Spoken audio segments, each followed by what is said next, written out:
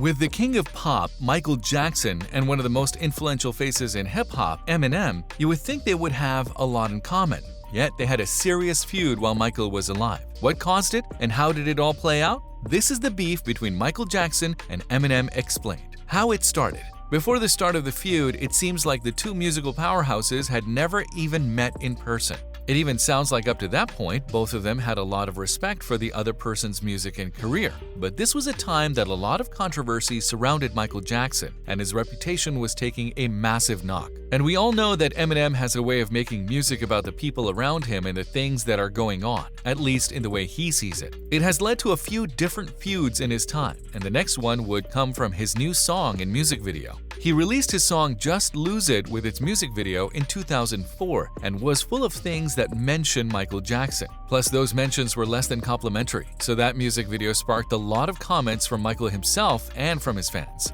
On the other side, there were a lot of Eminem's fans that backed him and his songs, saying that nothing he had said wasn't public knowledge and was being talked about already. So what did he say or do in his music video that created such a massive blow-up? Let's see. Sexual misconduct. Like I said, this was a pretty tumultuous time in Michael Jackson's career and his public image. It was the height of the sexual misconduct allegations against Jackson. In fact, it was just a few months before his court cases would start. The music video included a lot of jabs pointing to these child molestation charges that Michael was facing. Like, there was a few times that Eminem said things like he doesn't touch anything like little boys and that it was just a metaphor. He speaks about a child molestation case and then he even names Michael, but even if he didn't, it would have been pretty obvious who he was talking about. He was dressed in an outfit that was pretty similar to one of Michael's most famous music videos and how he was dressed in it. It was pretty obvious who Eminem was talking about. Plus, the fact was that everyone was talking about the trial already, so it wasn't a big leap to make. But there were some that said that his music video could taint the jury pool and could make people believe that there was more proof than we know. I'm not entirely sure about that. We know that it was in the media a lot already, so even if this was one thing that raised the profile of the case a little bit, it was already pretty big. Besides the fact that it was reported everywhere for months and years before, the defendant was Michael Jackson, and he was as high profile as you could get. I think if anybody did compromise the jury pool, it would have been those factors, not one music video that another artist made.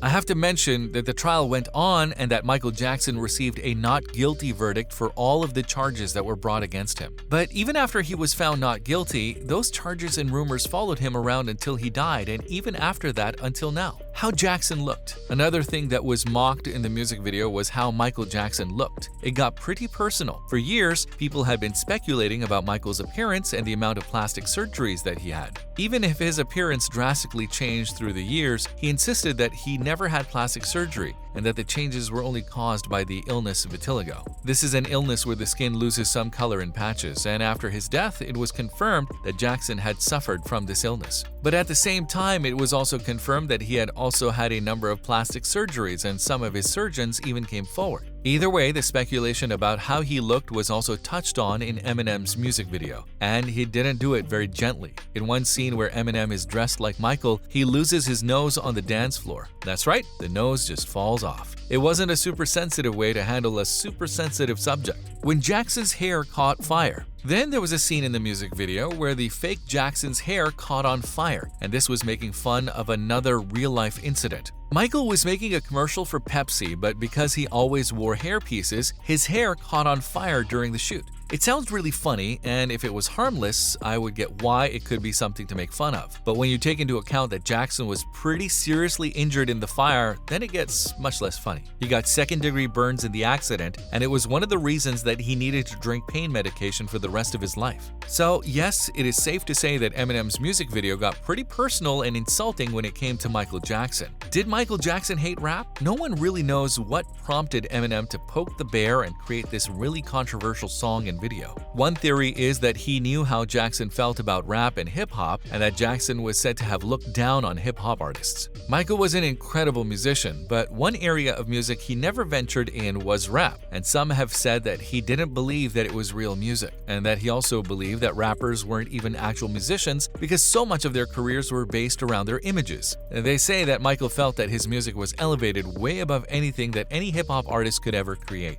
But these were all rumors, and Jackson never said anything like that in any interview that I could find. He did say that he thought rap would be a passing fad, but later he showed his respect for hip-hop in various ways, and at the time he even said that he liked Eminem's music before all of this happened. So I doubt that these rumors would really have had any impact on the beef between Eminem and Michael Jackson. Michael spoke out. After the music video came out, Michael spoke out about it a number of times in a bunch of different interviews. It was pretty obvious that he felt insulted by the video and that he did not find it funny at all. He said that he respected Eminem before then, but he was really disappointed in him. If this was meant as a thing that they could laugh at together, then it sure missed the spot. Only one of them was laughing. Asking networks to not play the video. Michael Jackson went on to ask all the networks on television that played music videos to skip that one, but only the Black Entertainment Television channel complied and pulled the video from their network. The chairman of the channel at that time said that they didn't condone any music videos that belittle another musician and their character, but other networks kept playing the song and the video, and some even said that all of the controversy surrounding the music video made it more popular. It makes sense. People are naturally curious. When there's a lot of hype surrounding something, even when the hype is negative, they want to see for themselves what it is all about. So the views only went up as Michael spoke about it.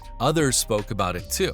There were a number of other celebs and musicians that spoke out about the music video. Jackson's publisher said that Eminem completely crossed the line. But then there were others too. For example, Stevie Wonder also said that he respected Eminem's music, but that song took things too far. According to him, the timing was really wrong because it was really kicking someone when they were already down and going through the hardest time of their lives. But at the same time, there were also less people than normal speaking out about the video. I think many were worried about how it would look if they defended Jackson, especially since his trial was still on the way and it wasn't settled yet. So they didn't want to defend him in case he was found guilty later on. Eminem's back catalog. But a few years later, it seemed like Michael Jackson was the one who had the last laugh in the beef between him and Eminem. Jackson bought the publishing company Famous Music. But why would that impact Eminem at all? Well, because of their inventory. It turns out that they owned the rights to his back catalog, so all of the music he made before then belonged to Michael Jackson, at least in a way. So every time that he performed one of his older songs, then a portion of the proceeds went to that company and to Jackson. It was pretty sweet revenge, but it did cost Jackson along the way.